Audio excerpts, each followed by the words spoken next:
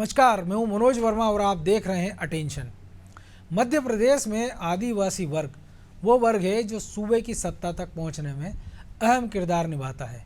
शायद यही वजह है कि सीधी पेशाब कांड को कांग्रेस बनाने में जुटी है। आदिवासियों पर अत्याचार के आरोप लगाते हुए सोमवार को कमलनाथ ने राज्यपाल से मुलाकात की, लेकिन इस मुलाकात ने प्रदेश की सियासत को गरमा दिया है। बीजेपी कांग्रेस पर वोट बैंक की राजनीति का आरोप लगा रही है। हालांकि अब सवाल ये भी है कि क्या चुनाव तक कांग्रेस इस मुद्दे को और हवा देगी? क्या कांग्रेस आदिवासियों के बहाने बीजेपी को घेरने की रणनीति बना चुकी है? क्या बीजेपी ने भी कांग्रेस पर काउंटर अटैक की प्लानिंग की है? आज इन्हीं सवालों को लेकर चर्चा करेंगे, लेकिन इसके पहले ये रिपोर्ट देखिए।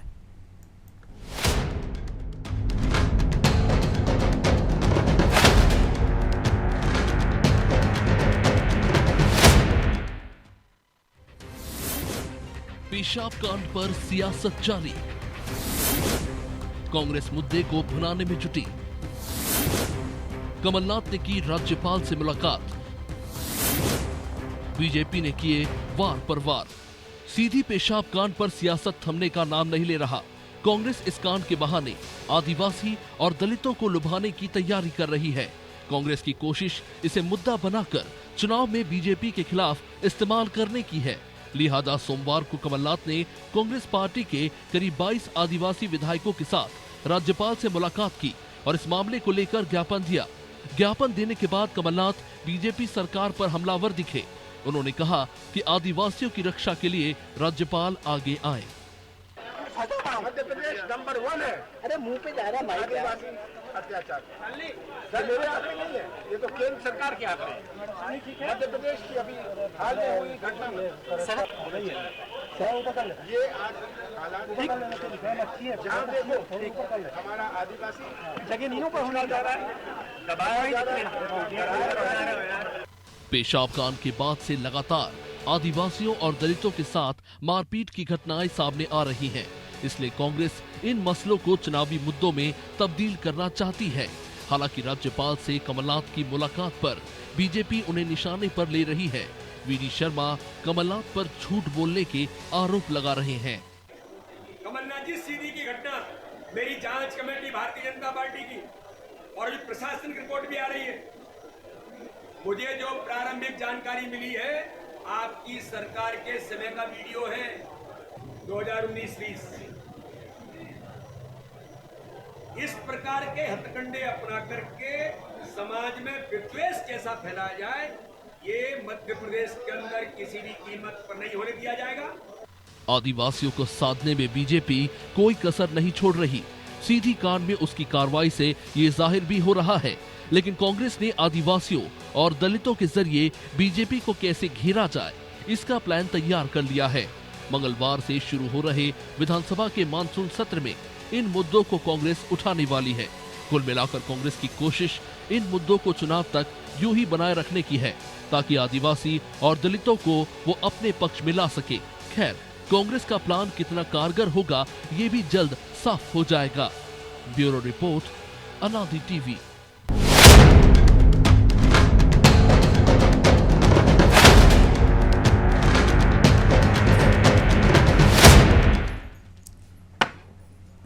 तो इसी पर चर्चा करने के लिए हमारे साथ जुड़ गए हैं वरिष्ठ पत्रकार दिनेश गुप्ता और हमारे सहयोगी ब्रिजेश चौक से।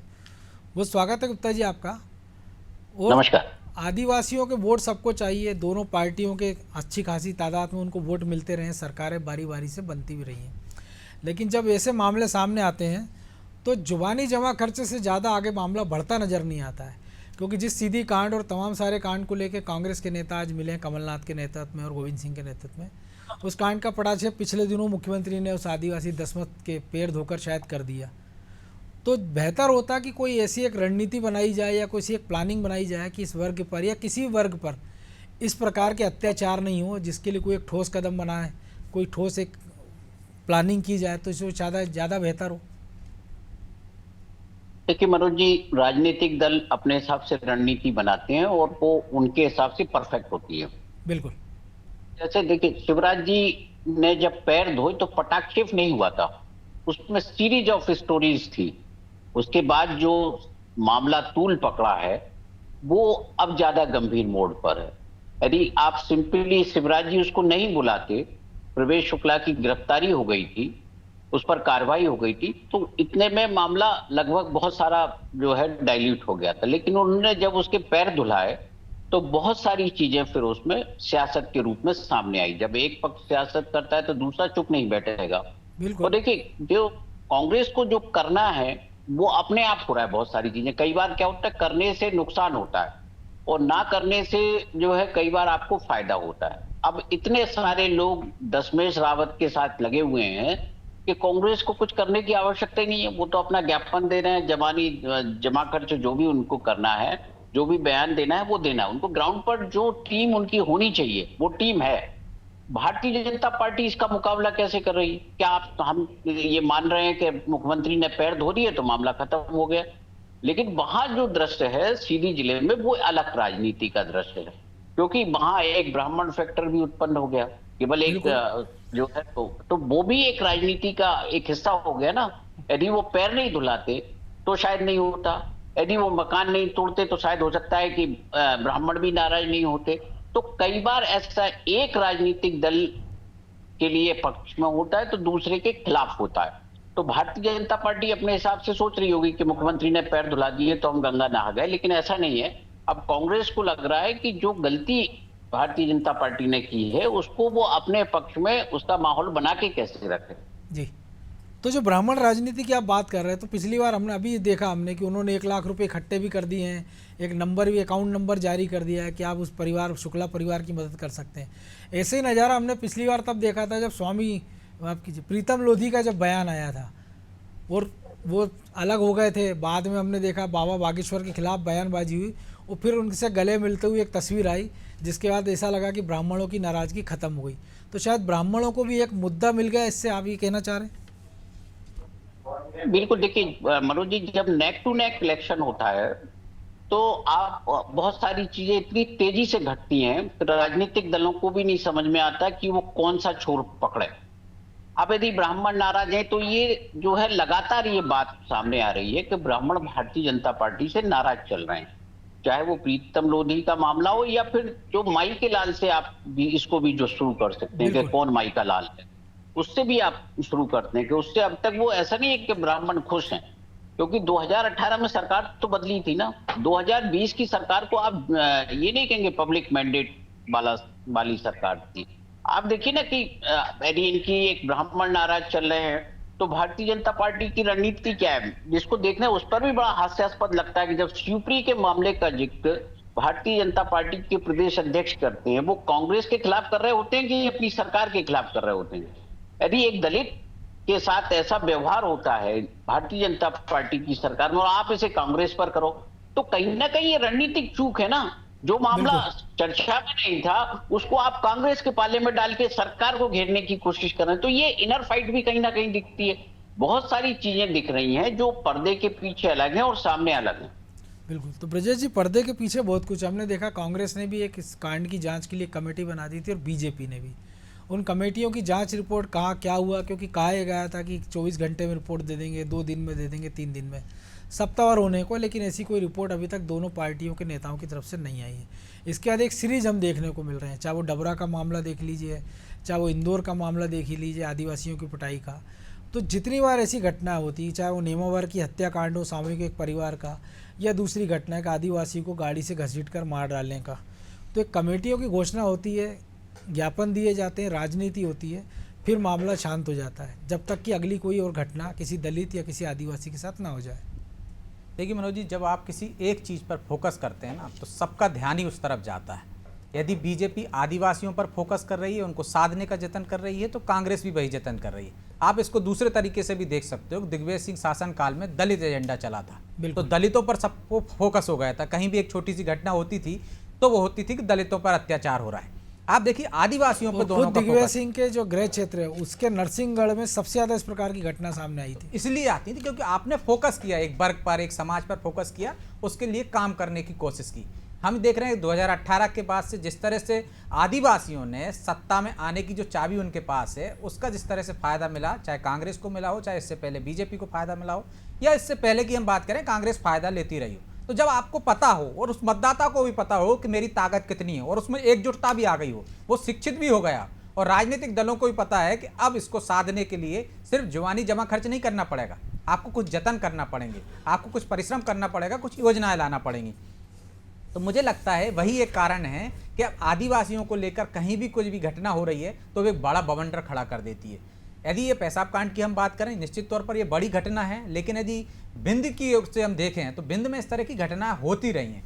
जो वीडियो वायरल हुआ है वो भी बहुत पुराना है, लेकिन जो सामने आया है चुनाव के समय पे आया है तो उसका आपने देखा किस तरह से असर हुआ। कांग्रेस उस मौके का फायदा उठाना चाहती है, और जब एक घटना होती है बड़ी घटना, तो उसके बाद छोटी छोटी जो घटनाएं सामने आती हैं उसका भी लाभ मिलता है। तो कांग्रेस क्यों उसका मौका उठाने के फायदा उठाने की कोशिश नहीं करेगी? क्या आपको लगता है कि यदि बीजेपी विपक्ष में होती और इस तरह की घटना कांग्रेस शासन में हो जाती तो बीजेपी फायदा उठाने की कोशिश नहीं करती, वो और उसको उग्र तरीके से उठाती? हमने देखा है 2003 की बात करें हम, कि आप देखिए किस तरह से उमा भारती एक सभा करती हैं लाल परेड मैदान पर, एक महिला को लाकर खड़ा करती हैं मंच पर, मुद्दा बनाने की कोशिश की जाती है। राजगढ़ जिले की महिला थी, बिल्कुल राजगढ़ जिले की महिला रहती है और उसको एक मुद्दा बनाने की कोशिश की जाती है, किस तरह से अत्याचार हो रहे हैं दिग्विजय सिंह शासनकाल में।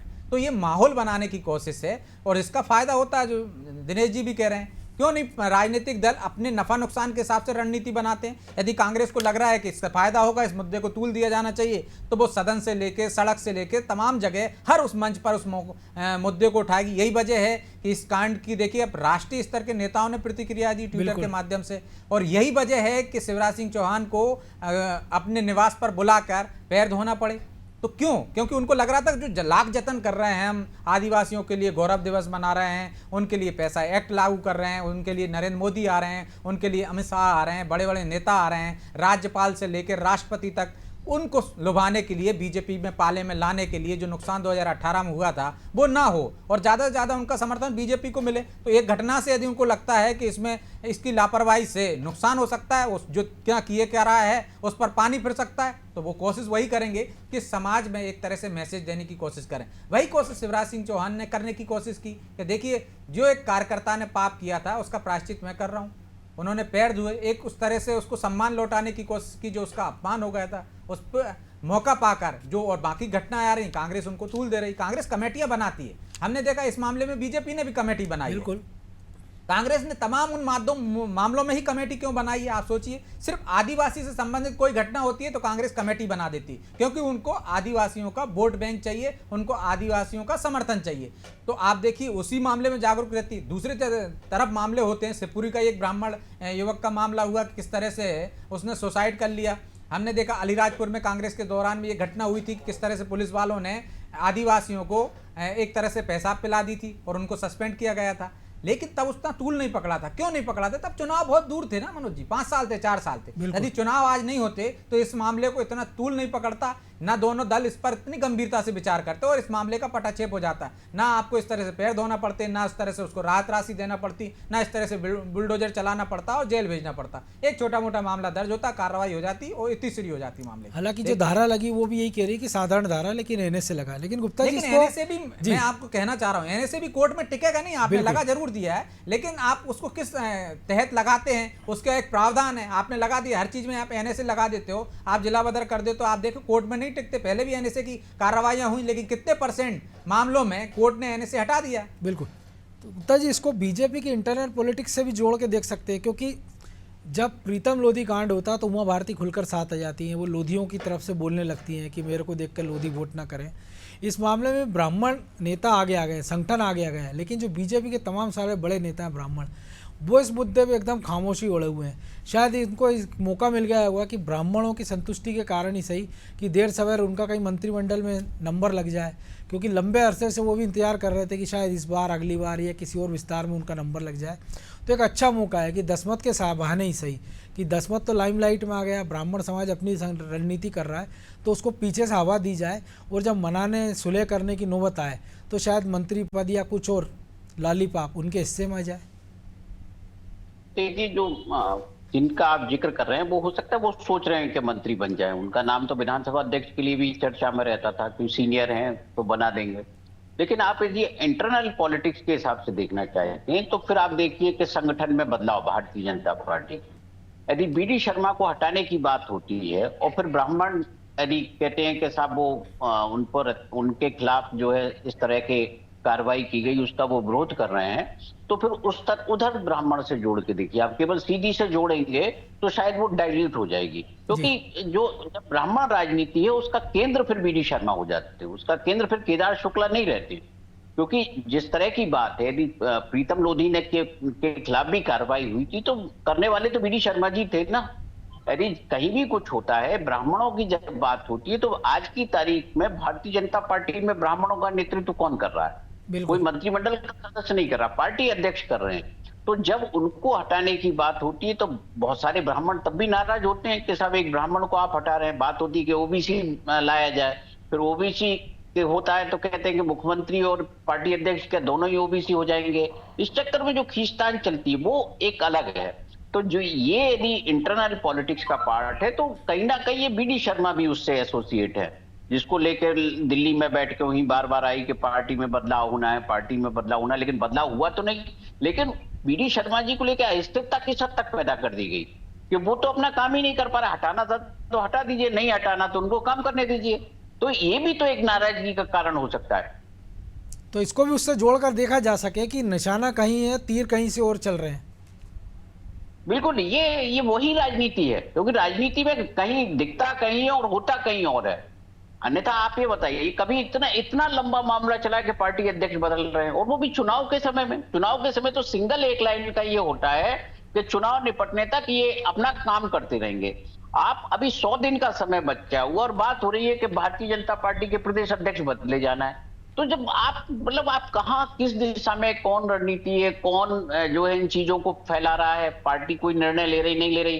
पार्टी चुनाव का प्रभारी तो नियुक्त कर रही है, लेकिन जो है संगठन के अध्यक्ष के बारे में कोई फैसला नहीं करी। तो क्लियर बोल दे पार्टी के, नहीं हम नहीं बदल रहे हैं। तो ब्राह्मणों की भी जो राजनीति उसमें भी एक ठहराव आ जाए। उसमें क्यों आप अनावश्यक उथल पुथल मचा रहे हैं कि यहाँ भी बदलाव हो जाएगा? फिर मंत्रिमंडल भी उसके कारण रुका हुआ है। तो फिर यदि ब्राह्मणों को एडजस्ट करना है वहां, तो फिर ब्राह्मणों को एडजस्ट कर ले, लेकिन 2 महीने के लिए कौन मंत्री बनना चाहेगा?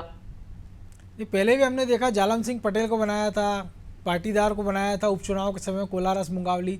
और जो आप जिक्र कर रहे हैं 2018 में भी अमित शाह जब राष्ट्रीय अध्यक्ष थे, जब भोपाल आए थे, यही लगभग मौसम था, जून जुलाई का ही महीना था। तब उन्होंने कहा था कि युद्ध के समय हम घोड़े नहीं बदलते, सारथी ने। उसके बाद नंद कुमार सिंह चौहान, नंदू भैया को हटा के राकेश सिंह को कमान सौंप दी गई थी।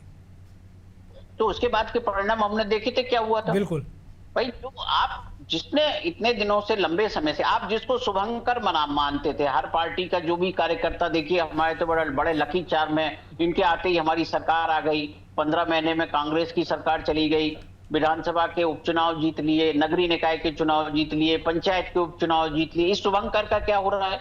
फुटबॉल बना हुआ है कि लोग कोई कहता है कि इधर से हट रहे हैं, वो कहते हैं उधर जा रहे हैं, कोई केंद्र में मंत्री बनाता है। तो पार्टी में कहीं ना कहीं एक अनिश्चितता है लीडरशिप को लेकर। मतलब आप चुनाव मुख्यमंत्री के चेहरे पर नहीं लड़ रहे, ये तो समझ में आ गया, लेकिन पार्टी का जो अध्यक्ष है, जिसे संगठन के बहुत सारे काम करना है, जिसे चुनाव के कैंडिडेट का भी काम करना है, जिसे नीचे जमीन से भी फीडबैक बुलाना है, उसके बारे में जब आप इस तरह की अनिश्चितता होगी, या फिर इतने सारे सीनियर लीडर, वो भी सेंट्रल लीडरशिप के, जब आप एक राज्य में भेजते हो, तो तब भी तो ये होता है ना कि आप पार्टी अध्यक्ष पर भरोसा नहीं कर रहे। आप देख रहे कि आप बैकवर्ड आजू बाजू इकट्ठे करते जा रहे हैं। वो एक अभिमन्यु की तरह चक्रव्यूह में फंसे हुए हैं कि वो किसकी माने? भूपेंद्र यादव की माने, अब जो है अब मुरलीधर राव है, शिव प्रकाश जी हैं, बहुत सारे लोग हैं। और इसीलिए कहावत भी है कि ज्यादा जोगी मठ उजाड़। हालांकि ये तो भाई, हालांकि आज कैलाश विजयवर्गीय मिले भी अमित शाह से, और कल अमित शाह भोपाल भी आ रहे हैं, तो इसको लेके भी चर्चा होगी। लेकिन ब्रजेश जी, एक तस्वीर हो रही है जो कमलनाथ मिलने गए हैं, कि उमंग सिंगार की मौजूदगी क्या कहती है? देखिए, उमंग सिंगार की मौजूदगी, उमंग सिंगार उनके नेता हैं, आदिवासियों के भी एक नेता हैं। हालांकि बीजेपी इसको लेकर हमलावर है कि उमंग सिंगार को देखिए किस तरह से उनके प्रताड़ना से एक महिला ने सुसाइड कर लिया था। लेकिन लंबे समय के बाद जिस तरह से वो घटनाक्रम हुए थे, एक के बाद एक घटनाक्रम हुए उनके साथ, तो आप देखिए वो गायब हो गए थे, हाशिए पर चले गए थे। क्योंकि और बड़े लीडर भी कांग्रेस के पास आदिवासियों के, लेकिन वो दिखाई नहीं दे रहे हैं। कहा गया था कि 30 आदिवासी नेता जा रहे हैं। तो आदिवासियों को आगे रख के जब भी वो कोई घटना होती है, आदिवासियों की एक कमेटी बना देते हैं। तो आदिवासियों को आगे लाने की कोशिश की जा रही है। उमंग सिंगार जमुना देवी के उत्तराधिकारी हैं, उनका एक अपने बेल्ट में निश्चित तौर पर उनका एक प्रभाव है मनोज जी, तो वो उनका भी उपयोग करेगी। जब हम देखते हैं कांग्रेस चुनाव के समय में जितने भी उनमें गुटबाजी होती है, चुनाव के समय तमाम सारे उनके नेता एकजुट होने की कोशिश करते हैं। दिल्ली से इस बार तो सुनने में आ रहा है कि बाकायदा फटकार लगाई है कि आपकी कमज़ोर है और आप उतने आक्रामक तरीके से शिवराज सरकार को घेर नहीं रहे। तो आप देखें, हो सकता है उसका असर आपको विधानसभा में दिखे। उसी का असर ये हो कि उमंग सिंगार भी दिखने लगे हैं, आपको पार्टी में एकजुटता का संदेश देने की कोशिश भी होने लगी है, ताकि सरकार को और अच्छी तरीके से आदिवासियों को एकजुट करके इस मुद्दे पर घेरा जा सके। जिस मुद्दे पर प्रियंका गांधी, जिस मुद्दे पर राहुल गांधी ट्वीट कर रहे हैं, तो उस मुद्दे पर गंभीरता के साथ सबको आगे आना ही चाहिए। क्यों नहीं आए बाकी विधायक? हमने तो देखा है कि किस तरह से आदिवासी विधायकों ने क्रॉस वोटिंग की थी, तो वो पार्टी से नाराज थे या वो आदिवासी वर्ग की राष्ट्रपति बनने जा रही थी, इस कारण उन्होंने वो दी थी, उसका भी कोई खुलासा नहीं हुआ। तो आदिवासियों के मामले में यदि कोई गुटबाजी अंदर है भी, जो बीच बीच में आती भी है सामने, चाहे वो भूरिया के मामले में देखिए किस तरह से वहाँ झगड़े चल रहे थे, वो सामने आई थी, लेकिन पार्टी उस पर प्रतिक्रिया नहीं देती है, वो बचकर कोशिश करती है, क्योंकि आदिवासियों पर पूरा फोकस, मैंने कहा ना कि बीजेपी का है। उस फोकस को ध्यान में रखते वो कोई भी ऐसा काम नहीं कर सकती या कोई ऐसा बयान नहीं दे सकती जिससे आदिवासियों में गुटबाजी दिखे उनके नेताओं में, या फिर आदिवासी वोट बैंक में एक तरह से सेंध लग सके, क्योंकि उसी आदिवासी वोट बैंक की वजह से 2018 में वो सत्ता में पहुंचे थे। तो निश्चित तौर पर 2018 में सत्ता में पहुंचे थे, लेकिन क्या इस तस्वीर में दिग्विजय सिंह के लिए कोई संदेश छुपा है? दिग्विजय सिंह का तो अभी ताज़ा मामला ही आपने देखा है, किस तरह से उन्होंने एक ट्वीट किया है और उन पर संकट आ गया है। उन पर संकट आया तो आया, पार्टी पर भी एक तरह से संकट आ रहा है कि यदि आप आरएसएस को छेड़ोगे तो आरएसएस पूरी ताकत से मैदान में उतरेगी, आदिवासी क्षेत्रों से लेकर तमाम उन क्षेत्रों में, तो वो आपको नुकसान ही पहुंचाएगी। आदिवासियों के मामले में भी आप देखिए कि आरएसएस सबसे ज़्यादा मुखर रही है, सबसे ज़्यादा काम करती रही उनके बीच में जाकर, और आदिवासी क्षेत्रों को साधने का काम ही एक तरह से आरएसएस ज़्यादा करती है, उस क्षेत्र में सक्रिय रहती है। यदि आप एक तरह से टारगेट करते हैं, दिग्विजय सिंह इस तरह से ट्वीट करते हैं आरएसएस को, तो आरएसएस के पर ट्वीट करने का मुझे लगता है कि नुकसान ही होता है कांग्रेस को। और जो एक लाइन लेकर चल रही थी कांग्रेस, जिन मुद्दों पर बात कर रही थी, उन मुद्दों से भटकने की कोशिश होती है, उन मुद्दों को एक तरह से दूर हो जाते हैं, और जो दिग्विजय सिंह ट्वीट कर देते हैं या जो बयान दे देते जो हैं, कवायद कमलनाथ कर रहे हैं आदिवासियों फोकस की, शायद वो फोकस भी दूर फोकस हो रहा है। बहरहाल अब चूंकि समय की कमी है, इसलिए चर्चा को विराम देना होगा। बहुत धन्यवाद गुप्ता जी। तो निश्चित तौर पर आदिवासी मध्य प्रदेश में एक बड़ा फैक्टर है, और हो भी क्यों ना, क्योंकि 47 सीटें रिजर्व है और 80 सीटों पर सीधा सीधा प्रभाव है। लेकिन आदिवासियों को लेकर जो नेमावर से सियासत शुरू हुई है मध्य प्रदेश में और सीधी तक पहुंच गई, वो कहाँ जाकर थमेगी? क्या केवल जब उन पर कोई घटना होगी तब कांग्रेस या बीजेपी के नेता चेतेंगे, या वाकई उनके वर्ग के हितों का ध्यान रखने के लिए दोनों ही वर्ग, दोनों ही पार्टियाँ शुभचिंतक हैं या जागृत हैं या ईमानदारी से काम कर रही हैं? इस पर भी गौर करना होगा। अटेंशन में आज इतना ही। मुझे दीजिए इजाज़त और आप देखते रहिए अनादि टीवी। नमस्कार।